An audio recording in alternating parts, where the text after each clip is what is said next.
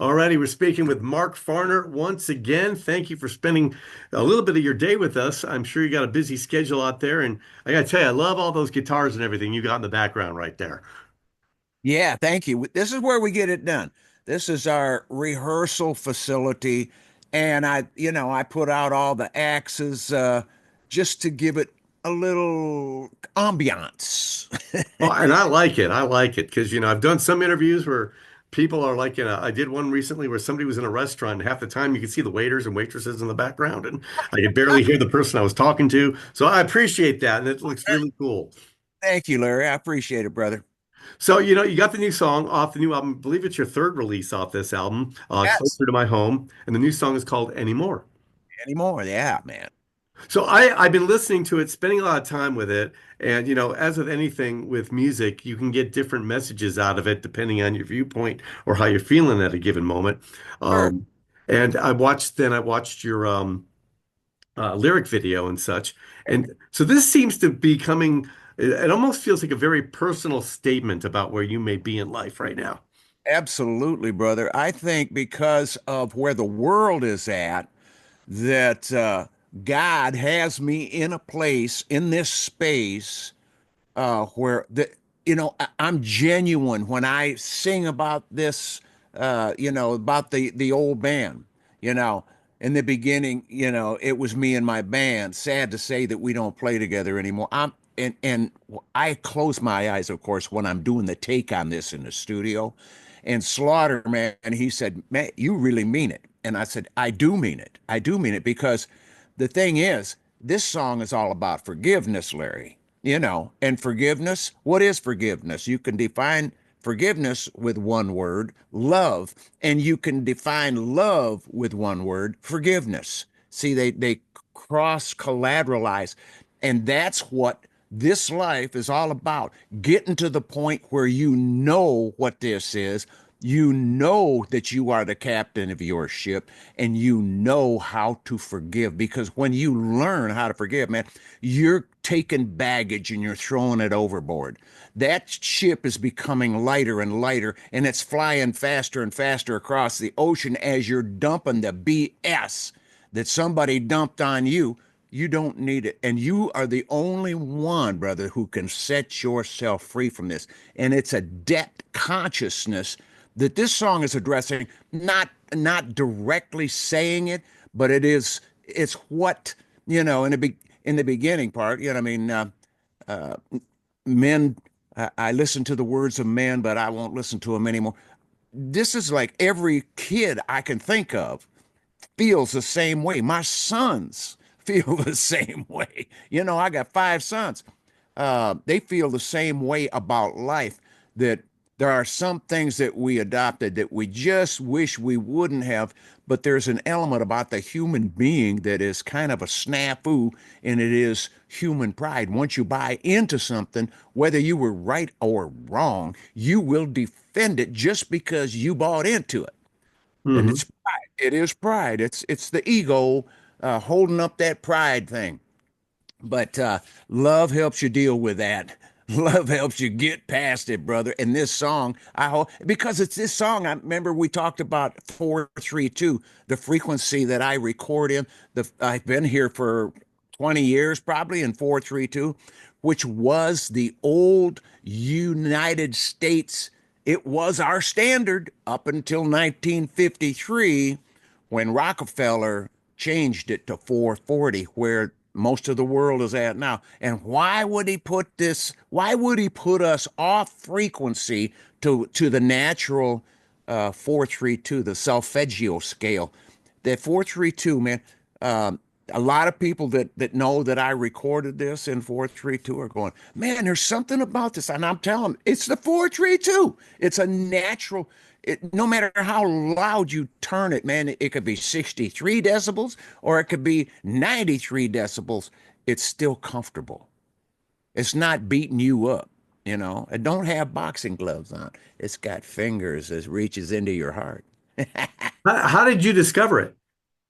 A friend of mine sent me a link, brother, and he said, check this out, Farner. And it was this guy who had a kiddie pool, and He was on his deck, Larry, and he had the pool, had water in it, and had a 15-inch driver, a 15-inch speaker in a single enclosure, right up tight next to the pool, and he had a tone generator and an amplifier. So he played A2, which is a very low note. In 440, A2 at 125 decibels, and you and I both know that 90 decibels is a threshold of pain. So 125 is putting smoke on the water, And that pool was just agitated. It was foam. It was waves. It was jumping up and down like it had legs on it, man. I'm telling you. And he shuts it down. The thing calms down. He scales to 432 now. Now he's going to hit A2, but in the tuning scale of 432 instead of 440, which 440 is American standard. 432 used to be. I'm old school, man. I'm so old school. I'm finding this stuff out all the time. He turns it up 125 decibel. Dude, that water was flat like the screen you're looking into. It was flat as glass. There wasn't a quiver. There wasn't a vibration. There was no visibly noticeable change in that water. And man, it was like that spoke to me, brother. I called him back because he said, when you get done watching this link, call me. So I call him back. He's an ex-Navy SEAL in San Diego. And I says, okay, you got my attention, dude. He says, now you got an acoustic guitar? I say, yeah, man. I got a D52 Guild, a nice old, spruce flat top. He says, you need to tune that thing to 432. And he said, go in the kitchen and tune it where there's a nice hard set. Well, I always play my acoustic guitars in the kitchen anyway, because there's the glass around and the sound's coming back. It's just a great place to play an acoustic. So I go get my acoustic, and I got a little D'Addario headstock tuner that can go either way, higher or lower, but incrementally, just a dot at a time. So you can tune down. And 432 is not even a half step. It's just down enough to where if you listen to them both, 440 and 432, you would be able to tell the difference. But if you listen to them independent from one another, unless you had a trained ear, you could not tell the difference. So I tuned this guitar, and I got him on the speaker, and I'm going, wow, man. He says, what are you hearing? I said, I'm hearing like this whistle as I'm coming into 432, because if you go over, the tuner's red. If you go under, it's yellow, but right in the middle where the green happens, when you got green, you're in tune, and you can see how much variance. I mean, it's very good little headstock tuner, D'Addario, American company. And I said, I'm hearing this whistle. He said, that's it, buddy. You got it. Because what happens when you're in 432 is there is an accompanying harmonic on each string. The E, the A, the D, the G, the B, and the small E.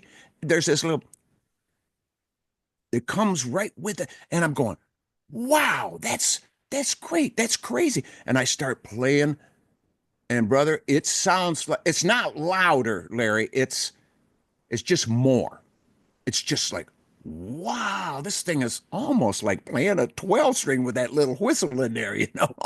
So since then, I've been a convert, and since then I checked out on the internet, went and filled my head with the solfeggio scale and what these different tuning frequencies, different scales, how compatible with natural things they are. And 432, man, happens to be really compatible with natural things, especially water. And we are what, like 70% water, our Yeah. bodies? Uh-huh. So that's why 432 and my album is going to embrace a different it's going to embrace the listener in a different way. You'll still be able to hear it with your ears, but I believe that God wants us to hear music with our hearts. And when we close our eyes, run our own videos. There's no musical video. I mean, you saw the lyric video. It's just some images, but it's not saying, it's not people acting it out like this is what this song means. I think those videos when they first started MTV and all that stuff ruined music. Seriously.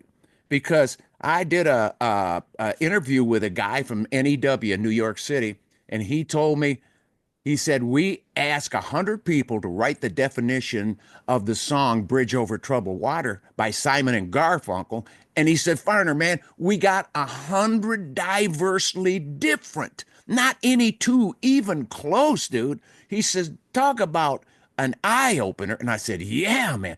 And that's the same thing with I'm Your Captain, man. People say, oh, that's about this and that. I said, that's interesting. That's interesting. You know, because it was our, and how many times Oh, have it's you, here. but yes, yes.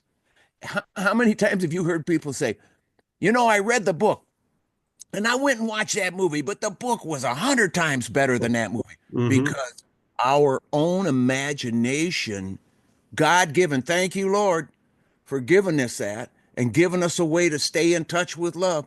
That's what it's all about, man. Uh, you know, that imagination has been underworked, undernourished, and but you can close your eyes through this or dance to it and be nourished by this whole album. Well, and that kind of a good point is you could say that what you just talked about, the different songs you just mentioned, right? But then you Yeah. could also say this, go back to 1985 and tell anybody, hey, Money for Nothing, Dire Straits, and everybody thinks of the video before they Uh-huh. think of the lyrics of the song. They Yeah. can you visualize it immediately, where other music you can feel, and I may have a different interpretation of a song that you wrote, depending on my own personal. Good analogy, brother. That is very good. That is a perfect example of what I'm talking about, man. We're on the same wave, dude. Absolutely. So what's next for Mark Farner's American Band? I do believe I just saw something that you're going on a cruise. And Yeah. then going to be a national tour in 2025? Are you still working on music or what's going on? Well, yeah, I'm still working on music. Dude, I got this song the other day and I started laying it down. It's a smash hit. Too bad I didn't make this album, but it'll make the next one. We are taking a cruise out of Fort Lauderdale, goes down around the Horn, over to Cozumel, Mexico, and back, But we're looking forward to it because this is the first part of the cruise and the first night of the cruise, which I think is the 15th, somewhere around there. My wife knows. That's the more important thing because she could tell me. But it goes over. We play the first night on the main deck by the pool, number one stage, and we're gonna romance some people. This rock and romance cruise. We're gonna give them some romance for their ears and their hearts, and then we got a day off. And then the following night, the third night, we've got another show. We've got two shows, uh, different shows planned. I don't want to play the same set over and over. So we got it broke up a little bit, and I'm playing some of this music. I'm playing any more on this cruise. All right. Yeah. And thank you for mentioning that, Brother Larry. I appreciate that. Oh, I noticed, but I keep looking for an Arizona date here, Mark, and you know. Agents are busy. That's all I can tell you. Over the winter, they've been to the Fair Buyers Convention and AIBA in Nashville and all of these different conventions where the buyers gather. And brother, wherever the buyers gather, they always have they tip a few beers. It's always like that is part of getting together is the fellowship. It really is. Yeah. And my manager, Abby, he tells me about it. My wife and I quit drinking it'll be 5 years in August. And I just quit because I wanted to be able to trust myself when I go to the gun range.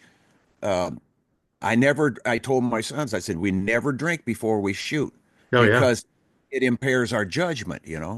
And then things got to such a degree. uh, politically, and the rumors and the wars and the rumors of wars.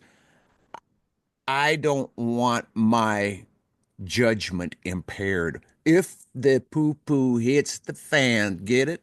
Yeah. Yeah. So yes, when they poo poo, if and when I want to be prepared, and I don't want to be lacking in my efficiency to react to any situation. So, anyways, uh, marijuana was legalized in the state of Michigan, and man, I loved that stuff because I drink a beer and I want to smoke a joint, and it's like, hey, let's play some acoustic guitar. But now it's like I haven't done anything. I'm clean. My mind is sharper, a lot sharper now, uh, because I don't have that kind of time to take away from reality. And I think that's what I was doing, was just kind of, it makes life not quite as harsh. But I tell you what, I'm a man. I can stand up to it. I'm gonna do this, and I'm gonna be an example for my grandchildren, my great grandchildren, my sons, that it can be done, and their dad's doing it. How many grandchildren you have? I have six grandchildren and two great grandchildren. Oh, congratulations. Thank you. Wow, that's a big family right there. Yeah, man. So what's next for you? I mean, obviously we got the song Anymore that we've been playing off the album Closer to My Home with a great redo, you know, Thank, and I love that version. thank And I'm looking forward to hopefully seeing you in concert again. I know that you got your managers working on all that stuff and all that, but you my obviously kind of hinted earlier in the interview a little bit too that it seems like you're always creating. yes, man. My heart is open, my ears are open, and the spirit that's inside of me, when I died in 2012, I I got to really know about who I really am. And when I came back into this bone suit for the second time on that table in the emergency room at Harper Hospital in Detroit, I was shown that debt consciousness, not just the money debt, yes, yeah, it's you only what they can't tax and take away from you. You own your property until you can't pay the tax, and then they own it. I mean, it's really kind of, we're renting everything here, anyways. But the consciousness of the unfulfilled expectations of other people, and even the consciousness of having regret for something that we have done, or maybe something we didn't do, and now we figure, oh man, I should have done. It's a place of debt consciousness that we don't own. We got to abort that stuff. Those kind of things are negative in our life. To be constructive and to be positive and to stand up tall and walk straight, you do that debt free. And we are the only ones who can set ourselves. Nobody's gonna come with that magic wand, brother Larry, and go, bing, hey, you're free, buddy. See ya. Yep. That ain't happening. We It's control ourselves. Yeah, exactly, brother. And so that spirit that I got very familiar with when I left my body, I think, heaven, if that was heaven where I was at, I was so relieved. And I was wondering the first time I died, I was wondering, wow, why do I feel so good? I'm not in that body. How does this feel so? It was like, man, I came home after a long trip away. I came back to familiar surroundings, to a love, to an embrace, to reality of who I was spiritually. And the second time when I was shown that this debt consciousness is the trouble of the world, dude, I have been a changed individual since then. And I try to explain it to people. Some people get it and some people don't. But I don't expect everybody to understand or to even embrace the words that I'm saying, maybe they're offending people, but I'm not in charge of that. Whatever has happened in our life that conditions us, uh, makes us either ready to hear or, maybe some other time, But for me, it's now. And that creativity that I'm talking about, the songs, they're common. Like the song that I just got down, so I got a reference of it. I got to get out of bed. If it's a song in the middle of the night, dude, I got to get out of bed and go put a reference to it down so that I don't forget it. I'm kind of getting a little older, Larry. Well, you told me in our last conversation what you're just saying right now kind of reminds me of how closer to home came to be from what I remember you told me. Yes, that's right. Well, a prayer. I prayed to God, please give me a song that would reach and touch the hearts of those you want to get to. And I got up in the middle of the night, and as I told you before, brother, the words came, and I'd never written lyrics first, prior to that song. I didn't. I always had a jam to write to. I was I was like led into the second verse and the third verse by how the music was making me feel. And I think a lot of songwriters can relate to that on how the inspiration comes. You read the first verse over again and you kind of lead yourself into that second verse when, oh, I wanted to say this now. And you keep going back and reading. But when I wrote I'm Your Captain, I knew that if I would have taken my eyes from the paper and gone back to the top and read it, I would have lost it. It was that critical and imperative that I didn't leave that thought. This thought was coming, and I was being fed this thought, but I didn't know that it was an answer to prayer. I didn't know it was a song. I get up, I write things all the time. My wife, she'll grab, this piece of paper, or if we're in a restaurant and I'm writing things down, she'll grab that napkin so that I don't lose that thought. I got hundreds of pieces of paper. They're not songs, they're just thoughts. Yeah. Germinations? Yeah, Yeah, absolutely. the seeds ready to be planted. Yeah, brother. Yeah. So, it, I like where it's at. I like where, that this album is out, that it's saying what I just lived through. It's saying what we all were confronted with during the COVID BS and the fear they tried to put on us, the fear porn that came across lamestream was unexcusable. And this is the way I feel. I I think that there's some sick people out there that want to control the population of the earth. They think we're overpopulated. Even the WEF, the guy saying you're going to own nothing and be happy. They're trying to tell us this stuff. And you're going to have a 15-minute city. You're going to have that is sickness coming from mind of people who are insane with the lust for power and blood. Look at all the wars we got. I don't want to listen to them. I wish they would go away and somebody that's motivated by love would step into that place where the world would listen to peace, Yeah. love your neighbor as yourself, forgive with the same measure you expect to be forgiven with. This is the message we need to be putting out right now, man. And not worry about this is and all the chemtrails that they're spraying on us. I mean, you know, the the future could be a bright future if we get away from the influence of these evil ones who are giving us this negative crap all the time, saying they're going to do this. I didn't elect them, buddy. Is this kind of where the song anymore came from? Yeah. Well, it's part of that because, of course, uh, when I died back in 2012, it was October 23rd. My whole perspective changed. I'm telling you, Larry, it was.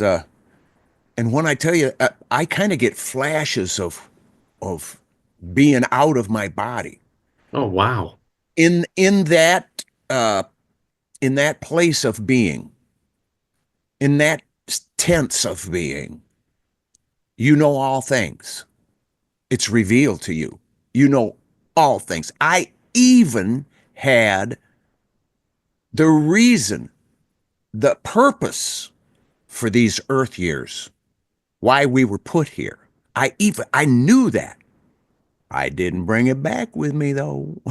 That's still I'll get it back when I get over there again. But man, you Kind of talk. like to paraphrase another popular song, a fleeting glimpse. Oh yeah.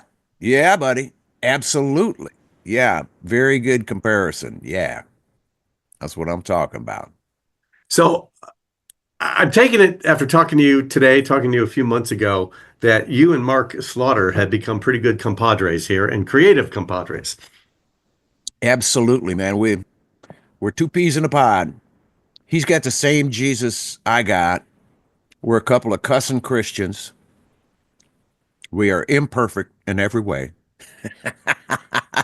I I've We met are, him a few times and he's a very nice guy. I obviously don't know him the way you do, but I could tell that, boy, the career he's had as well. yeah. And he's a grateful guy. He's a very humble, grateful guy. He's real. That's what I like about him, Larry. He's real. And what he says, he walks his talk, man. He's real. I love it. Well, I'm sure after the decades of being around the music biz, you've seen a lot of unreal people. You know? We've How seen our does share. it feel? Oh, go ahead. I'm sorry. I said we've seen our share. Yeah.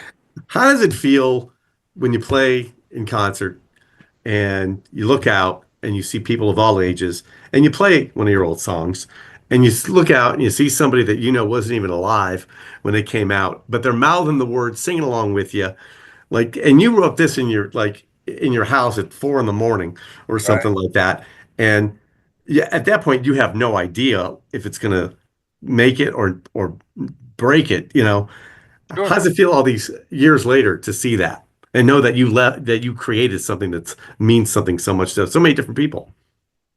I'll tell you, brother, it elevates that sense that we have, my sense of knowing uh, everything's going to be all right. I mean, seriously, we kind of live this life, and it's almost like we're obtaining things. We want this, we've got this, but we want that.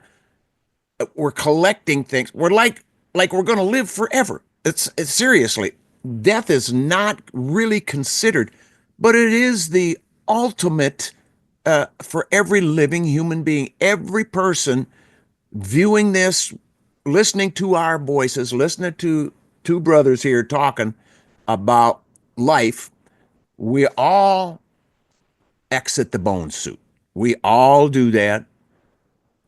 But I think that preparation that I got was to help people embrace this fact, to uh, to really entertain it, to be able to, because once you've made a commitment to love, it shows you the way.